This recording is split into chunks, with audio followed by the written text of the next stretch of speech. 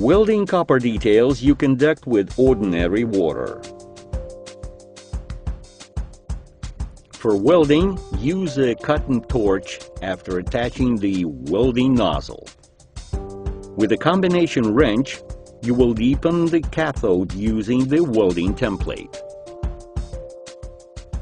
When welding copper details with a thickness of more than 3 mm, you must use mode 2, and we recommend setting the current indicator of mode 1 to position 2.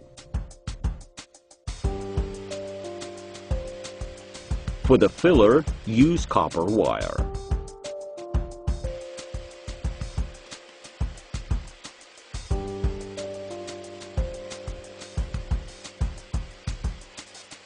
First, warm the welding point.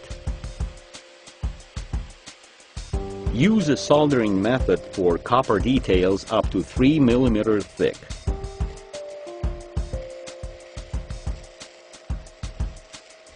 If necessary, increase the rate of welding.